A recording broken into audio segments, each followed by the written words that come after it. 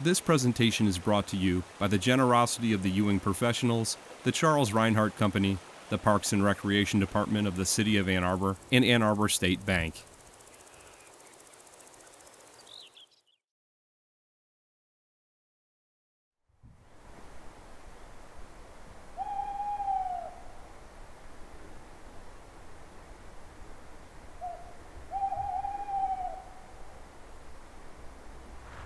Before the end of the last ice age, what we know today as Ann Arbor's Huron River corridor is estimated to have been buried under as much as 2 miles of glacial ice. As the world warmed and the ice receded, a new landscape was revealed. Large glacial deposits of stone and sediment called moraines had been formed, creating ridges and rolling hills, forever changing the area's topography and defining the path the Huron River would take for the next 100,000 years.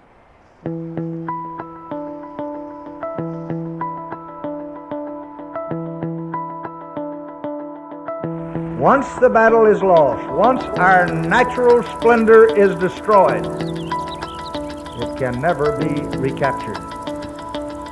And once man can no longer walk with beauty or wonder at nature, his spirit will wither and his sustenance be wasted.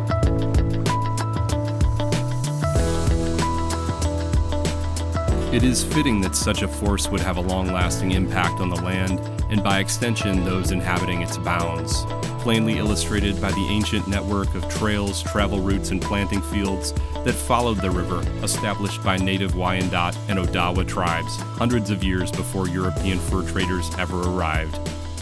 Today, the city and its surrounding metro area has certainly evolved far beyond what its founders John Allen and Elisha Rumsey came upon in the spring of 1824.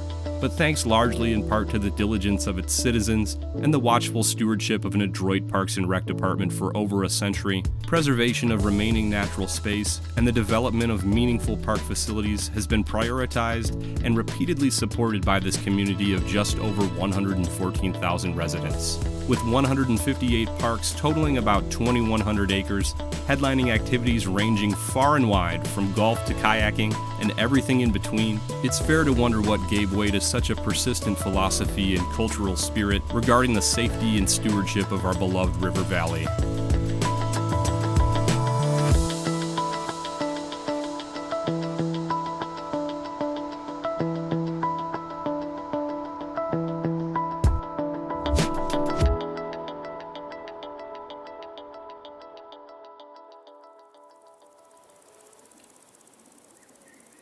Ann Arbor City Park System is quite vast considering its population.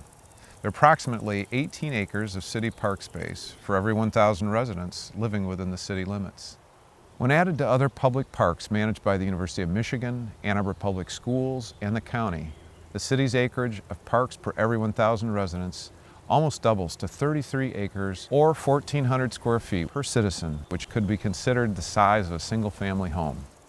In many ways, Ann Arbor's allure is enhanced by this remarkable park system. To say we owe a great debt to our glacial history would only paint part of the picture that is how Ann Arbor's parks came to be. In the same way those frozen monoliths shaped and carved our landscape, thousands of individuals, city employees, and citizens have helped guide its way from a single plot in 1836 to the expansive entity that exists today.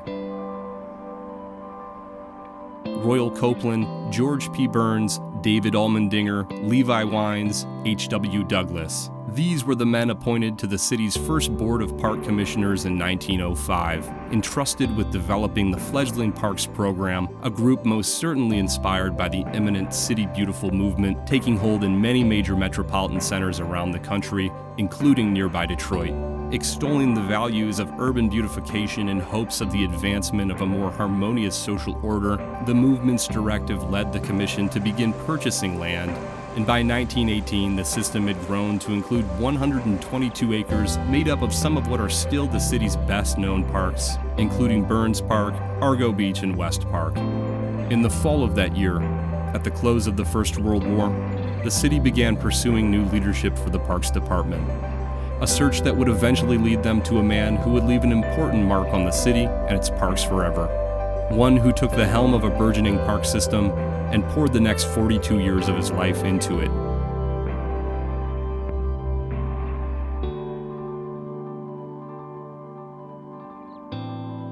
My father came here to go to school in, I guess, about the turn of the century, and he went to forestry school. He was an excellent student.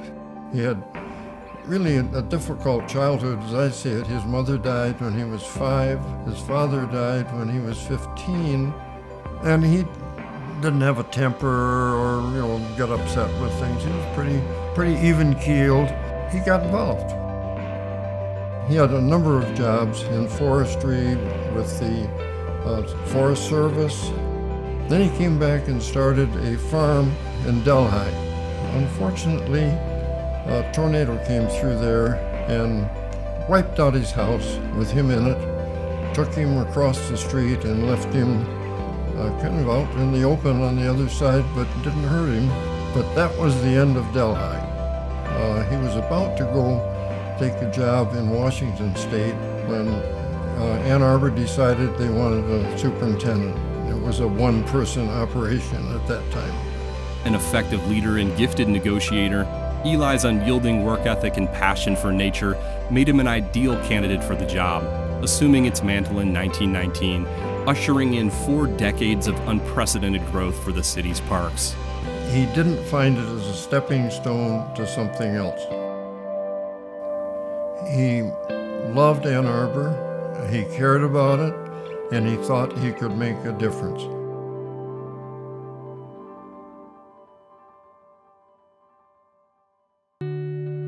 Under Eli's direction, the city's parks flourished. Steady growth was seen through the 20s and even persisted in spite of the onset of the Great Depression, with gains following him throughout his tenure.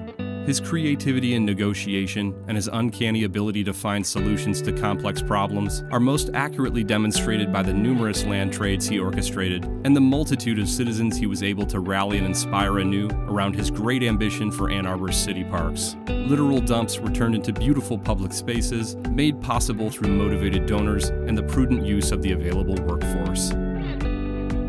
He was really good at involving a lot of people.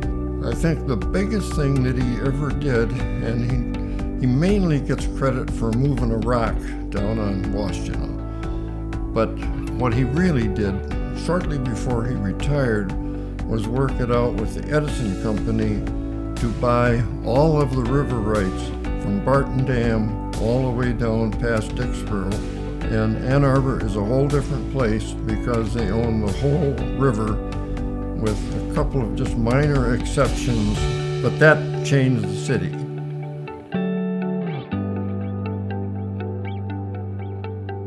Ann Arbor is a community which likes to be engaged, and it likes to be active, and it likes to care about the environment which it's a part of. And the parks kind of offers all of those opportunities on just an ongoing daily basis. And I think in some ways people who live in Ann Arbor oftentimes see kind of the health and the well-being of the park system as reflective of the health and the well-being of the community. Ann Arbor's parks are incredibly accessible. They are interspersed throughout the community. We really value and strive for having neighborhood parks within a quarter mile of every resident, and for the most part we hit it. These are places where people come and congregate with children and families, and it's just wonderful for people's quality of life. I find it pretty incredible. I am a runner, and I design most of my runs so that I can hit as many parks as possible. The abundance and the beauty of them are pretty amazing.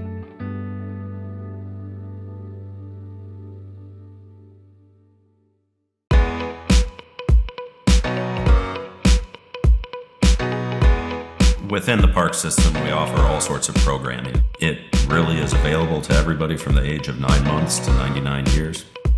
There's pretty much everything that you can imagine there, from all of the pools and the rinks and the neighborhood parks and the tennis courts and the softball fields, all of the things that you would perhaps associate with parks usually. And we've also got a lot of unique elements.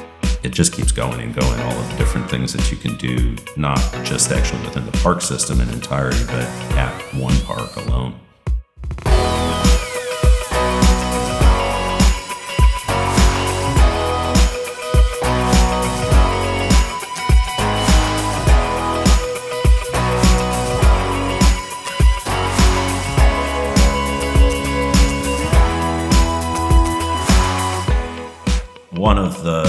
incredibly popular, huge amount of energy areas are the Argo Cascades. We've created a new amenity that allows people to not have to portage. It helps with some water quality. And it gives kind of a whitewater feel right near, again, downtown Ann Arbor. I can just go down to the livery.